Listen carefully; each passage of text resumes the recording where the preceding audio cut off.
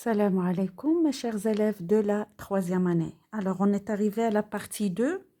On est en train de faire la correction des exercices que j'ai déjà publiés sur notre groupe Facebook. Donc, je rappelle, c'est la partie 2. Donc, on va traiter ensemble, Inch'Allah, l'exercice 9, 10 et 11. Donc, voilà, je commence. Interprète la combustion du plastique. Le polycityrène, le PS, donc son symbole c'est PS, bien sûr expansé. Donc il y a deux types, il y a le PS expansé et le PS non expansé. C'est pas important. L'essentiel, c'est un matériau organique. Est très utilisé pour protéger les objets emballés ou comme isolant thermique, emballage de crème glacée par exemple. Bon, commençons. Enflammons un morceau de polycityrène expansé accroché à un fil de cuivre et plongeons-le dans un bocal contenant de l'air. Donc, on a ici de l'air. Automatiquement, il y a de dioxygène. D'accord. La flamme est jaune, c'est important. La flamme est jaune, il faut souligner ça. Des fumées noires apparaissent. Donc, tout ça nous laisse penser. Des fumées noires apparaissent. Voilà, les fumées noires apparaissent, c'est-à-dire il s'agit des particules de carbone. Voilà. Et des gouttelettes d'eau se déposent sur les parois du flacon. Ça nous rappelle H2O, l'eau. Bon, on commence. Et il ne faut pas oublier, la flamme est jaune. Quels sont les deux produits de la combustion complète? Donc, en général, quand on a une combustion complète, il faut penser au dioxyde de carbone, c'est-à-dire CO2, et l'eau, H2O. Voilà. Donc, voilà, ça, c'est en général. Ces produits sont essentiellement, ils apparaissent d'une façon essentielle. Donc, essentiellement, ils apparaissent ces deux produits dans une combustion complète. B. Décrit une expérience qui permettrait de mettre en évidence la présence de dioxyde de carbone. Voilà. Donc, comment prouver qu'il y a vraiment du dioxyde de carbone? Donc, il faut décrire une expérience. Donc, tout simplement, puisque ici le flacon, il est fermé, les produits vont rester là. Ils vont pas, s'il y a un gaz, par exemple le CO2, il ne va pas sortir parce que le flacon là, il est fermé. Donc, il y a ici le CO2. Il suffit de verser l'eau de chaud limpide et secouer un petit peu le flacon. L'eau de chaud se trouble, ça prouve qu'il y a présence de CO2 dans ce flacon, le dioxyde de carbone. Je continue. La dernière question, c'est: cette combustion est-elle complète? Est-elle complète? Bien sûr que non. Elle n'est pas complète. La combustion est incomplète. Bien sûr, on voit une flamme jaune. Donc, la combustion, elle est incomplète. Donc, je continue. Pour l'exercice 10, donc pour ne pas tarder, je veux que la vidéo soit courte. Donc, pour l'exercice 10, étudie un document. Donc, c'est la partie santé. Il faut bien lire ce document et répondre aux questions. Donc, voilà. Quel est le gaz produit en cas de combustion incomplète et quels sont les effets de ce gaz? Voilà. Ici, on parle de monoxyde de carbone, CO, et il faut écrire tout ça. Donc, c'est très simple. Pourquoi faut-il éviter de clafeutrer une pièce dans laquelle se trouve un appareil de chauffage par combustion? C'est quoi ce clafeutrer? C'est-à-dire fermer soigneusement. Voilà, comme vous voyez là, on a bien fermé ici, c'est-à-dire on a abusé. بالغنا في الإغلاق. Donc, voilà, la réponse est là. Donc, toute combustion dans une pièce close, c'est-à-dire fermée, est nocive car elle consomme le dioxygène disponible. Clafeutrage excessif nous donne quoi? Le non-renouvellement de dioxygène dans la pièce. Voilà. Donc, il y a le dioxygène consommé par le combustible et nous, le dioxygène, il est indispensable pour la respiration. Donc voilà la réponse.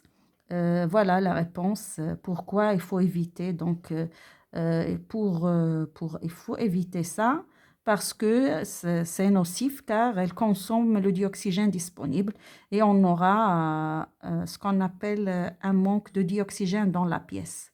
Voilà. 3. Question A. Quels sont les matériaux utilisés comme combustible dans une chaudière? Donc, tout ça, il faut écrire tout ça. Chauffage à l'aide du charbon, ou bien fiole, ou un gaz de ville, par exemple le méthane ou bien le butane. Ces matériaux sont-ils des matériaux organiques? Bien sûr, ils sont des matériaux organiques. Donc, fais une recherche sur leur origine. Donc, il faut donner s'ils sont des origines, ils ont pour leur origine est végétale ou bien quoi, animale ou bien synthétique. Il suffit de faire une petite recherche sur Google. Voilà, je passe à l'exercice le plus important, c'est l'exercice 11. Retrouver les constituants d'un matériau. Voilà. Donc, on a le PVC est un matériau utilisé pour fabriquer des bouteilles. La combustion du PVC donne la vapeur d'eau, de dioxyde de carbone et de chlorure d'hydrogène. Oui, c'est un gaz toxique de formule chimique HCl. Donc, avant de passer aux questions, il faut noter tout ça. Donc, on va exprimer tout ça à l'aide de cette écriture, comme ça. Donc, voilà. Voilà, je laisse ça en face. Et la correction ici. Donc, le PVC, voilà, la combustion, c'est-à-dire quoi? Dès que j'entends la combustion du PVC, donc cette phrase, je vais la traduire par une écriture bien déterminée. Voilà, la combustion. On donne la combustion, voilà. La combustion du PVC, on va l'exprimer de cette façon, c'est-à-dire le PVC plus O2, c'est ça la combustion. Donne de la vapeur d'eau, donne, c'est-à-dire le produit. La vapeur d'eau, il a pour formule chimique H2O, du dioxyde de carbone, c'est-à-dire le CO2, voilà les produits. Et du chlorure d'hydrogène, plus, voilà, ils nous ont donné la formule de chlorure d'hydrogène. Voilà, c'est HCl. Quel type d'atome trouve-t-on dans les produits de cette combustion? Quel type d'atome dans les produits? Donc là, j'ai les produits. Et ici, bien sûr, j'ai ce qu'on appelle les réactifs. Voilà. Quel type d'atomes? Donc, il faut penser aux atomes seuls. Là, j'ai des formules chimiques. Il s'agit là des molécules. Comme j'ai dit dans l'autre vidéo, pour tirer les atomes, il faut casser la molécule et barrer les indices. Casser la molécule et barrer les indices. Donc ici, j'ai une molécule composée par un atome d'hydrogène et un atome de chlore. Donc je casse à ce niveau-là. Donc qu'est-ce que ça donne les atomes? H et O, j'ai l'hydrogène et l'oxygène. Le carbone et O, c'est-à-dire C et O. H et Cl. H et Cl, voilà. Donc, il faut écrire leur nom. Quel type d'atome trouve-t-on dans les produits de cette combustion? Donc, tout simplement, il faut écrire hydrogène, voilà, oxygène, carbone, chlore. Voilà. Voilà, j'ai répondu à cette question. B, je passe à B. À partir de quel type d'atome est constitué le PVC? Donc, c'est-à-dire, on va chercher les atomes qui constituent notre PVC. Donc, c'est le même scénario qu'on a fait en classe avec le papier. Qu'est-ce que je vais rappeler quoi? La loi de conservation des atomes. Donc, d'après la loi de conservation des atomes en genre, tout simplement, c'est-à-dire en type. Les mêmes atomes vont être ici, dans les réactifs. Donc, dans les réactifs, il y a le H, le O, le C et le Cl. Voilà. Voilà les atomes qui sont dans les réactifs. C'est quoi les réactifs? Le PVC et le dioxygène. Mais dans la question, ils nous ont demandé les atomes, les types d'atomes, c'est-à-dire le genre d'atomes qui est dans le PVC seulement. Donc, comment on va procéder? De la même manière. Voilà mon PVC. Donc, j'ai l'oxygène. Il peut venir de dioxygène et il peut être dans le PVC. Donc, peut-être, j'ai des doutes là. J'ai des doutes. Choukouk.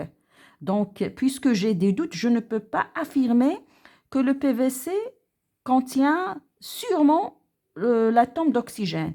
Mais je suis sûre que le PVC contient l'atome d'hydrogène, l'atome de quoi? De carbone et l'atome de chlore. Ça, c'est sûr. Vous voyez, donc quelque chose douteuse en physique-chimie, on ne peut pas l'écrire. Donc, ce qui est sûr, c'est le PVC est constitué de ces 3 atomes différents. Donc, ça, c'est le B.